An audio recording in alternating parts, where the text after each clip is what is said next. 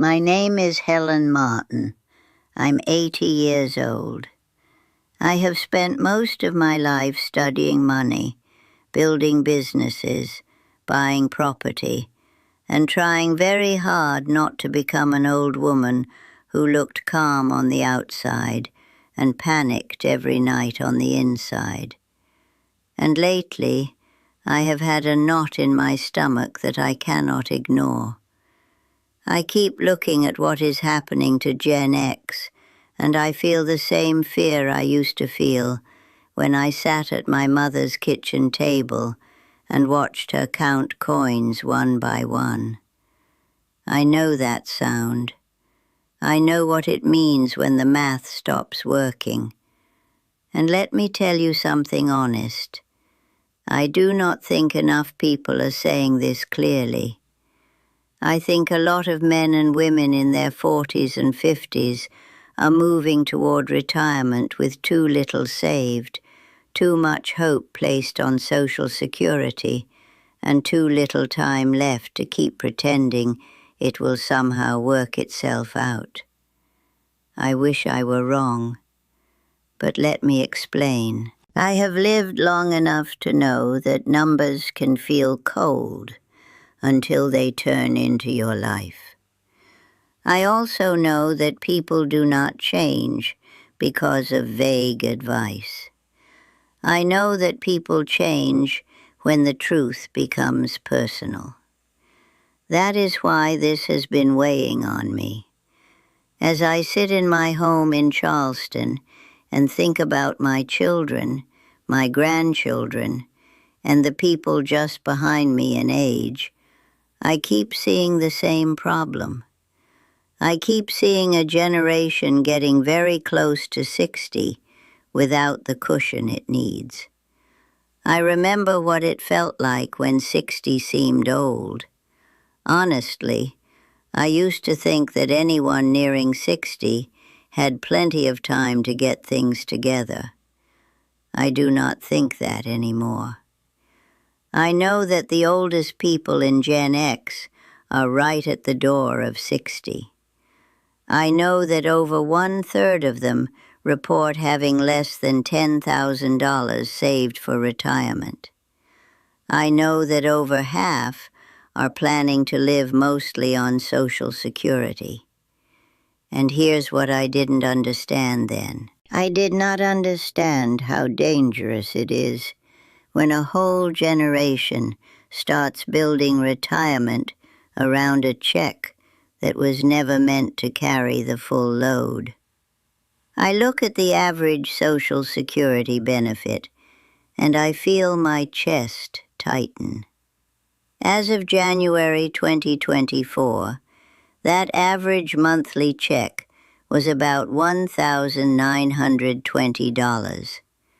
I know that number changes over time, but I also know what that means in real life. I know what groceries cost. I know what medicine costs. I know what utilities cost. I know what insurance costs. So, when I look at average annual living expenses for people 65 and older, and I see that the number is near $58,000 a year, I do not treat that like a statistic. I treat that like a warning. I sit with that gap for a while. I see roughly $23,000 a year coming from Social Security, and close to $58,000 a year needed to live at an average level. I see a gap of around $35,000 to $36,000 every single year.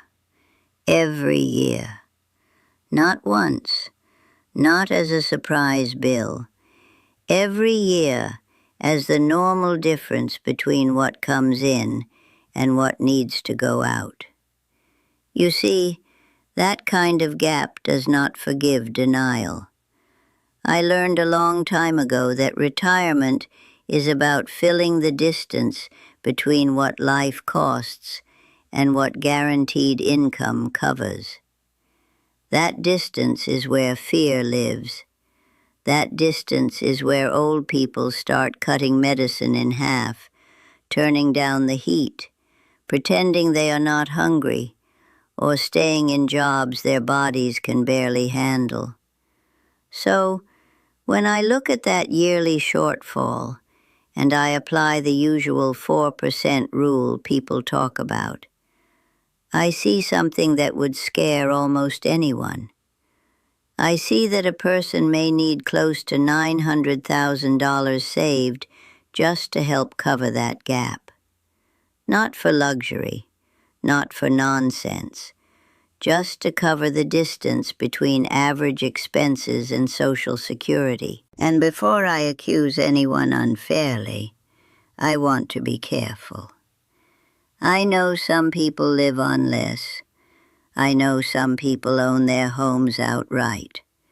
I know some people have family support. But I also know living costs have been climbing. I have watched the expenses for older households rise over the last several years. I have watched food, housing, insurance, repairs, and care move in the wrong direction.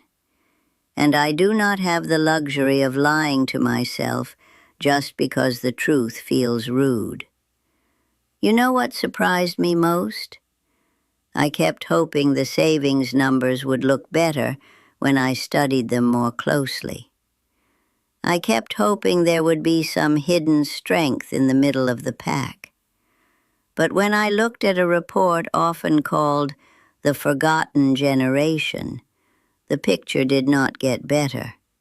It got more painful.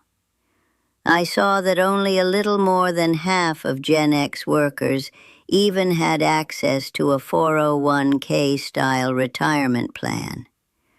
I saw that only around 14% had access to a pension. 14%, about 1 in 7. I grew up in a world where pensions were not rare. In my parents' time, pensions shaped how people imagined old age. In my generation, they were already fading, but many people still had a shot at one. In Gen X, that safety net got much thinner. I need to pause there because this matters. I do not believe this happened because Gen X was lazy. I believe a lot of them came of age in a system that moved risk away from employers and onto workers. I believe many of them were told that freedom and flexibility would make up for the loss of guaranteed retirement income. I believe many of them were handed a do-it-yourself retirement system without enough education and without enough room for mistakes. I know how easy it is to spend years being responsible and still end up behind. When I kept reading, I saw that the median retirement savings for Gen X households was under $40,000. And let me explain why that number bothers me so much. I do not care first about the average, because the average can get pulled upward by the few people who have done very well. I care about the median, because the median tells me what the middle really looks like. The median tells me that half of people have more and half have less. So when I hear that the middle household has less than $40,000 saved for retirement, I do not hear a technical detail. I hear a scream hidden inside a spreadsheet. I also saw something else that stayed with me. I saw that about 1/3 of Gen X had less than $10,000 saved. Less than 10,000. I want to say that again because numbers can lose their force if I move past them too fast. Less than $10,000 for retirement. I have had roof repairs that cost more than that. I have had health bills that could have eaten that up. And here's what I didn't understand then when I was younger and less patient with fear. I did not understand that many people are not irresponsible. Many people are simply cornered. Many people are carrying children, parents, debt, housing costs, medical needs, and plain old exhaustion. When I looked at income levels, the same pattern showed up again. I saw that even among higher earners, the savings were often nowhere near what retirement would demand. I saw the upper quartile looking somewhat better, but not nearly secure enough for the comfort people imagine. Then I saw the lower groups, and the numbers dropped fast, very fast. That told me this was a broad fragility problem.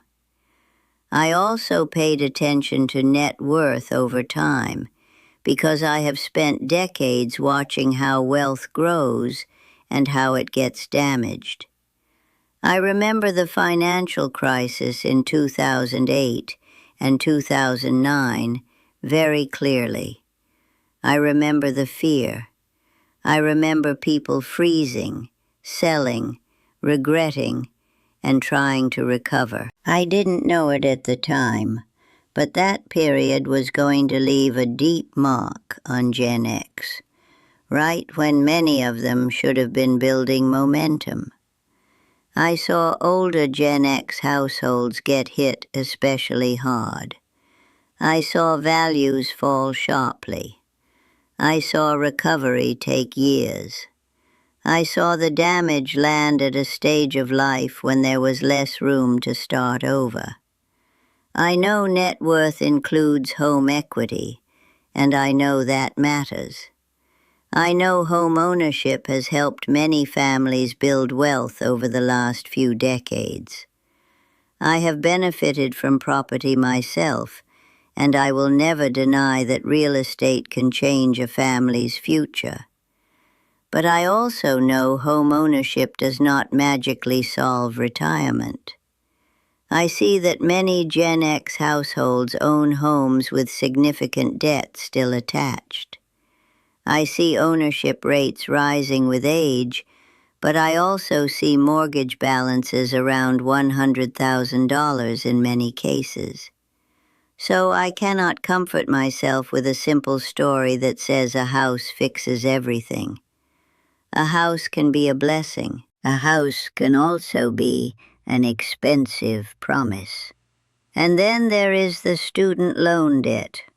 Honestly, I think that part shocks older people who assume debt fades with age. I see that about 1 in 6 Gen X adults still carries student loan debt. Some of that may be their own. Some of that may connect to a spouse. Some of that may reflect choices made for children or second careers. But whatever the reason, the result is the same. Debt in middle age steals breathing room. Debt in middle age competes with retirement. And honestly, I think shame is one of the biggest reasons people delay.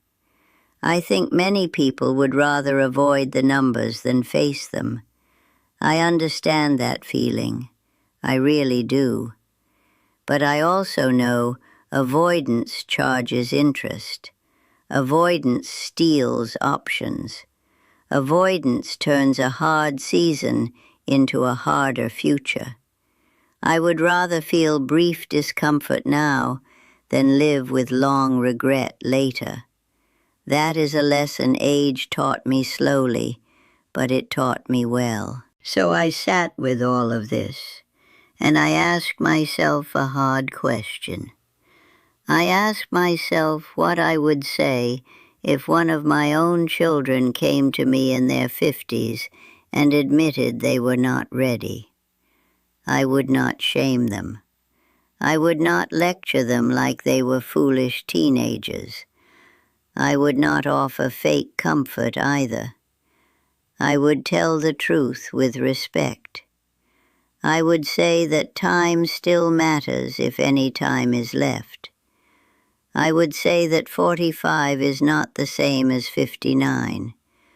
I would say that the best time to start may have been 20 years ago, but the second best time is now. Let me explain what I mean by that. I do not mean that I can wave a wand and fix everything. I do not mean that all gaps can be closed neatly. I mean that 10, 15, or 20 years is still meaningful. I mean compounding still matters. I mean behavior still matters. I mean asset allocation still matters. I built much of my own security through repeated discipline, not one grand moment. I know how boring that sounds. I also know how powerful it is. I think one of the saddest parts of this whole story is that Gen X became the first generation to grow up mostly without real pension coverage. I saw the shift happen in front of me. I saw employers move away from long promises and toward individual accounts. I saw workers become responsible for decisions they had never been trained to make. I saw retirement become something people had to manage alone, while still raising families, paying bills, and trying to stay sane. And the generations behind Gen X are not being rescued by some miracle either. So what do I believe people should do? I believe the answer starts with saving more. I know that sounds obvious, and I know obvious advice can feel insulting when money is already tight. But I cannot pretend the math changes because I want it to. We need more saved. We also need that money invested wisely, because saving alone often will not keep up. And here is where I speak carefully. I am not giving personal financial advice. I am telling you what I would respect and do in principle. I believe many people need a real plan, not just hope. I believe working with a qualified professional can help. I believe guessing is expensive. I also believe old savings rules may no longer be enough. I was raised with the idea that saving 10% was a strong target. And honestly, for some people, 10% is still better than nothing, and may be all they can do at first. But when I look at today's retirement reality, I think many people need to aim closer to 20% if they can possibly build toward it. That is not easy. I know it is not easy. I built my own life by living on one income and saving the other in my early marriage, so I know what sacrifice feels like. And here is one way I would approach it. I would use every raise, every bonus, every promotion as a split decision. I would let half help my life now and half help my life later. I call that a peace treaty between present me and future me. That slower path may take years. It may take a decade or more to move from saving very little to saving 20%. But slow progress is still progress. I know, because much of my wealth arrived that way, one disciplined step at a time. I also respect a stricter framework when a household needs sharper boundaries. I think about it as 50, 30, 20. I try to keep necessities around 50% of take-home pay. I put housing, groceries, utilities, transportation, and other true needs in that bucket. I try to keep wants at 30% or less. I place vacations, impulse spending, upgrades, and comfort purchases there. And if I can keep those two categories contained, I leave 20% for saving and investing. I know real life is messy. I know some people live in places where necessities already crush that formula. But I still find the framework useful because it forces honesty. It makes me name what is truly needed and what is simply desired. You see, I do not believe this story has to end in despair. I believe it should begin with urgency and move into action. I believe a decade can still matter.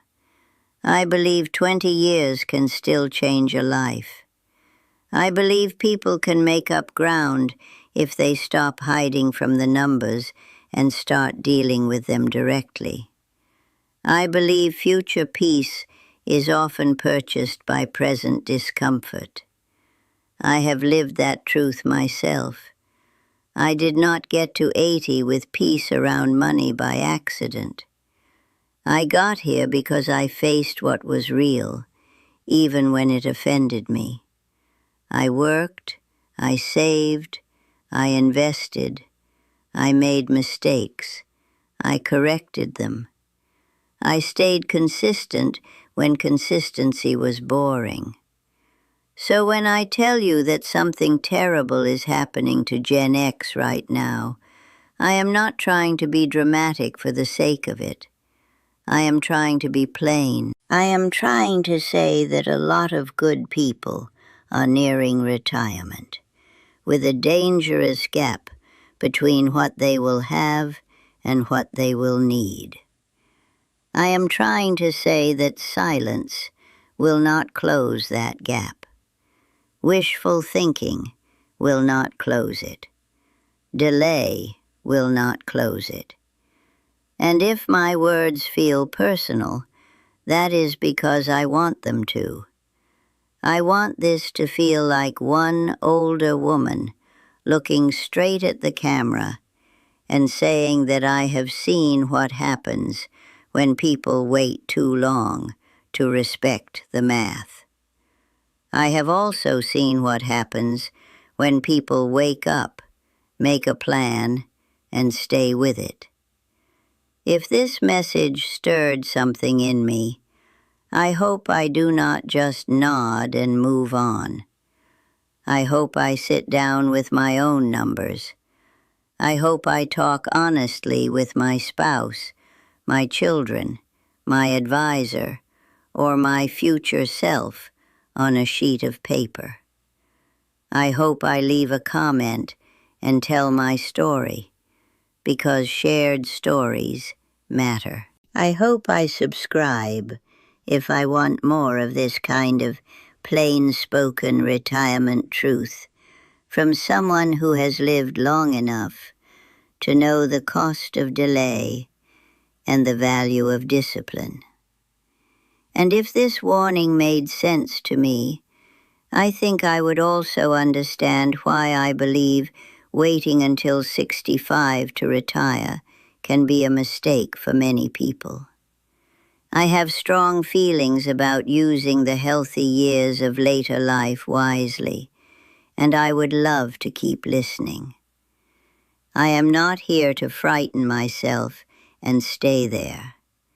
I am here to tell the truth, offer perspective, and keep the conversation going.